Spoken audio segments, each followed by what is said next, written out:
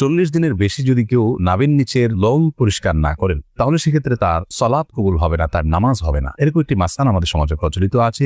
এবং হাদিসের আলোকে এটি কতটা সঠিক? নামাজ অবস্থায় ওযু চলে যেতে চায়, এমন অবস্থায় ওযু আটকিয়ে রেখে নামাজ আদায় করা যাবে কি? দাঁড়িয়ে পেশাব করলে কি গোসল করা ব্যতীত নামাজ হবে না? ছোট বাচ্চার প্রসাব গায়ে লাগলে কি নামাজ হবে? ওযুর সময় মাথায় ওড়না থাকা কি বাধ্যতামূলক? মাথার চুল কালার করা সম্পর্কে ইসলামের শরীয়ত কি বলে? পারফিউম ব্যবহার করা বৈধ হবে কি? মৃত ব্যক্তির লাশ, বিশেষ করে মহিলার লাশকে ভিডিও কনফারেন্সের মাধ্যমে দূরান্তের আত্মীয় স্বজনকে দেখানো যাবে? চোখে কাজল বা আইলাইনার ব্যবহার করে নামাজ পড়লে নামাজ হবে কিনা? 4 রাকাত নামাজের বদলে 3 রাকাত পরে সালাম ফিরালে কি করণীয়? এটা পরে মনে পড়েছে। আর বিলম্ব না করে চলুন আমরা প্রবেশ করি আপনাদের প্রশ্নগুলোর উত্তর দেওয়ার পালায়। অ্যাঞ্জেল রুমি আপনি লিখেছেন, চোখে কাজল বা আইলাইনার ব্যবহার করে নামাজ পড়লে নামাজ হবে কিনা? নামাজ হয়ে যাবে। সুমন আহমেদ আপনি লিখেছেন, 4 রাকাত নামাজের বদলে 3 রাকাত পরে সালাম ফিরালে কি করণীয়? এটা পরে মনে পড়েছে। ফরজ নামাজ যদি 4 রাকাত যায় 3 রাকাত সালাম ফিরা ফেলেন, তৎক্ষণাৎ মনে পড়লে তো আরেক রাকাত পরে শেষ যেতে নামাজ হয়ে যাবে। কিন্তু আপনি উঠে চলে গেছেন, অন্য কাজ করছেন, তারপরে মনে পড়েছে, তাহলে আবার আপনাকে সে সালাত আদায় করতে হবে। ইসরা জান আপনি লিখেছেন, স্বামীকে খুশি করার জন্য ফর্সা হওয়ার ক্রিম ব্যবহার করা যাবে কিনা? ফর্সা হওয়ার ক্রিম সম্পর্কে আগে আমরা বলেছি, এটা থেকে আদতেই কি পরিপূর্ণ মানুষের রং চেঞ্জ হয়ে যায় কিনা? যদি পূর্ণ রং চেঞ্জ হয়ে মানুষের আকৃতি পরিবর্তন হয়ে যায় তাহলে সেটা তো জায়েজ নয়। আর হালকা একটু ফর্সা দেখায় এরকম যদি হয় তাহলে সেটি করা যেতে পারে। নুসরাত কবির উর্মি আপনি লিখেছেন, অজুর পরে ভ্যাসলিন, গ্লিসারিন ইত্যাদি ব্যবহার করলে অজু বা নামাজের কোনো ক্ষতি হবে কি? না, অজু বা সালাত ভঙ্গের সুনির্দিষ্ট কারণ আছে, সেই কারণগুলো না পাওয়া গেলে অজু বা সালাত ভঙ্গ হবে না। বিধায় ভ্যাসলিন বা গ্লিসারিন ইত্যাদি ব্যবহার করলে অজু নষ্ট হবে না, সালাতের কোনো অসুবিধা হবে না, কারণ এগুলোর ফলে অজু ভঙ্গের কোনো কারণ পাওয়া যায় না। অজু ভঙ্গের মৌলিক কারণগুলো শরীর থেকে যদি নাপাক বের হয় বা নাপাক বের হওয়ার মতো যথেষ্ট সম্ভাবনা তৈরি হয় তাহলে সেক্ষেত্রে অজু ভঙ্গ হয়। এছাড়া সাধারণত অজু ভঙ্গ হয় না। অতএব ভ্যাসলিন, গ্লিসারিন ইত্যাদি আপনি ব্যবহার করেছেন, কারণ নাপাক বের হয়নি আপনার শরীর থেকে, বিধায় অজু ভঙ্গ হবে না। এরপর আশিক রহমান আপনি লিখেছেন, মৃত ব্যক্তির লাশ, বিশেষ করে মহিলার লাশকে ভিডিও কনফারেন্সের মাধ্যমে দূরান্তের আত্মীয় স্বজনকে দেখানো যাবে? মৃত ব্যক্তির লাশ যদি নিজের কোনো আত্মীয় স্বজনকে দেখান দূরের, আর মৃত ব্যক্তি মহিলা হয়, যাকে দেখাচ্ছেন তিনি যদি তার মাহারাম হয় তাহলে দেখালে গুনাহ হবে না। তবে সেটাকে ভিডিও করে রাখা, ছবি তুলে রাখা অবশ্যই অনুচিত কাজ, কারণ মৃত্যুর পর মানুষের আকৃতিতে অনেক সময় পরিবর্তন হয়, কিছুটা বিকৃতি ঘটে থাকে।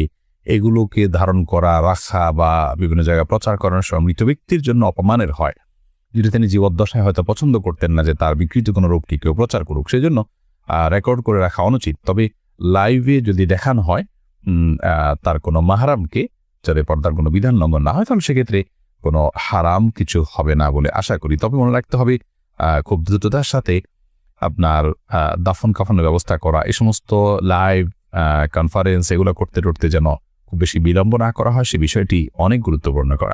জানাজা দিতে আসছে, জানাজা খুব দ্রুততার সাথে তোমরা দাও। শাহিন আনু লিখেছেন, পারফিউম ব্যবহার করা বৈধ হবে কি? পারফিউম ব্যবহার করা বৈধ। পারফিউমে যে অ্যালকোহল আছে, সেই অ্যালকোহলের কারণে অনেক ওলামায়ে নাজায়েজ বলেন। তবে অ্যালকোহল ছাড়া অনেক পারফিউম আছে, সেগুলো তো অবশ্যই জায়েজ হবে। আর অ্যালকোহল থাকলেও নাজায়েজ হবে যে সেটি নিশ্চিত নয়, অনেকের মতে নাজায়েজ হবে, অনেকের মতে জায়েজ হবে, কারণ অ্যালকোহল পান করা হারাম হলেও সেটি কাপড় চোপড় লাগলে যে নাপাক হয়ে যাবে ব্যাপারটা সেরকম না। এটা নিয়ে যথেষ্ট মতপার্থক্য আছে। সবচেয়ে ভালো হয় অ্যালকোহল ছাড়া অনেক পারফিউম বাইরে হচ্ছে সেগুলো ব্যবহার করা, কিংবা আপনার আতর ব্যবহার করা। আমি ব্যক্তিগতভাবে অ্যালকোহল সহ পারফিউম ব্যবহার করাটাকে জায়েজ মনে করি। এরপরে আব্দুল মা এই আইডি থেকে আপনি লিখেছেন, মাথার চুল কালার করা সম্পর্কে ইসলামের শরীয়ত কি বলে?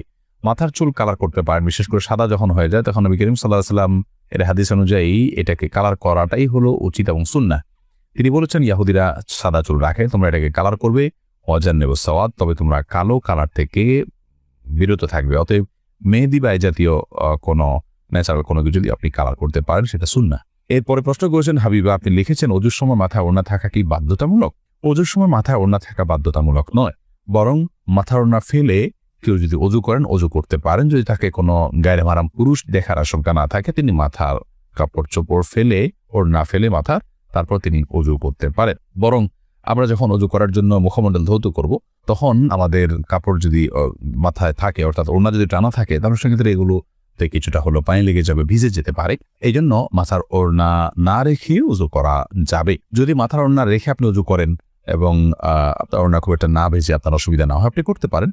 মাসা করার ক্ষেত্রে আপনাকে মাথার কাপড়ের নিচ দিয়ে মাসা করতে হবে, কারণ মাথার ওড়নার উপর দিয়ে মাসা করলে সে মাসা বিশুদ্ধ হবে না। এটাই হলো জমহুর এবং বেশিরভাগ ওলামা ইকরাম, ফুকাহা ইকরামের মত। খোলাসা কথা হলো যে মাথায় ওড়না থাকা এটা বাধ্যতামূলক নয়, বরং মাথায় ওড়না না রেখে অজু করা যাবে। আর যদি ওড়না রেখে অজু করতে পারেন আপনি, তবে মাসা করতে হবে, অবশ্যই ওড়না নিয়ে দিয়ে আপনাকে করতে হবে। সময় আপনি লিখেছেন, ছোট বাচ্চার প্রসাব গায়ে লাগলে কি নামাজ হবে? ছোট বাচ্চার, ছোট্ট শিশুর পেশাব সেটাও কিন্তু বড়দের পেশার মতো নাপাক। অতএব সেটা যদি গায়ে বা কাপড়ে লাগে, যে জায়গায় লাগে সেটাকে ধুইতে হবে। পার্থক্য এতটুকু, যদি দুগ্ধপোষ্য ছেলে শিশু হয় তাহলে তার পেশাবের ছিটা যেহেতু অনেক বেশি ছড়ায় না কন্যা শিশুর তুলনায়, এজন্য তার পেশাবের উপর পানি ছিটা দিলে সেটা যথেষ্ট হয়ে যাবে।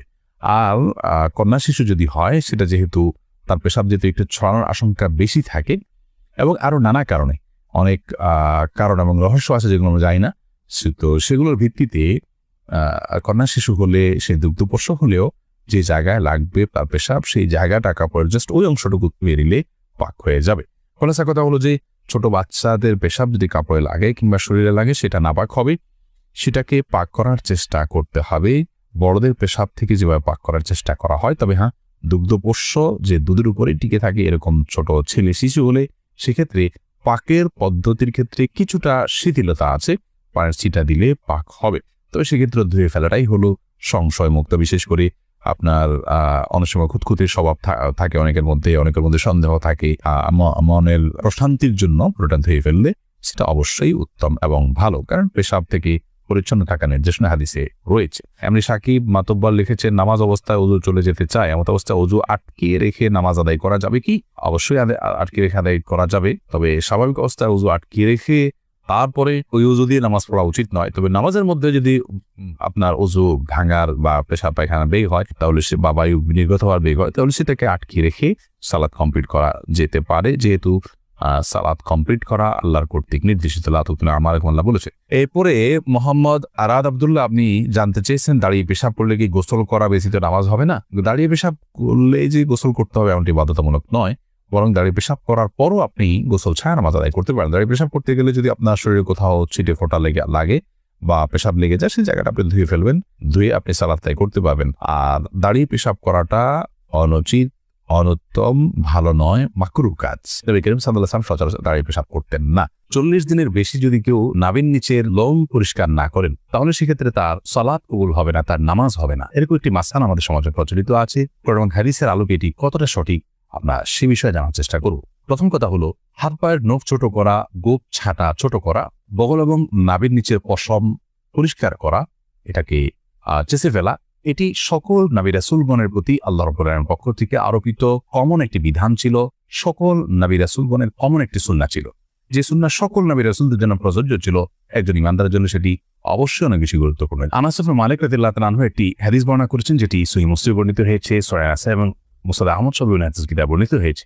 সেখানে তিনি বলেছেন যে রাসূল আকরাম সাল্লাল্লাহু আলাইহি ওয়াসাল্লাম আমাদেরকে এই কাজগুলো করবার জন্য, অর্থাৎ হাত পায়ের নখ ছোট করা, গোপ ছোট করা, বগল এবং নাভির নিচের পশম পরিষ্কার করা, চাষা, এই কাজের জন্য তিনি আমাদেরকে সময়সীমা নির্ধারণ করে দিয়েছেন 40 দিন। অর্থাৎ 40 দিন পর্যন্ত কেউ যদি বিলম্ব করেন তাহলে সেটি জায়েজ আছে, যদিও এত বেশি বিলম্ব না করে প্রতি সপ্তাহে একবার পরিচ্ছন্ন করতে পারে, সেটি উত্তম ভালো কাজ। যত বেশি পরিষ্কার রাখা যায় এগুলো ততই ভালো। কিন্তু যদি কেউ বিলম্ব করতে চান তাহলে সেক্ষেত্রে তিনি এগুলো না চেষে না কেটে সর্বোচ্চ 40 দিন পর্যন্ত থাকতে পারবেন।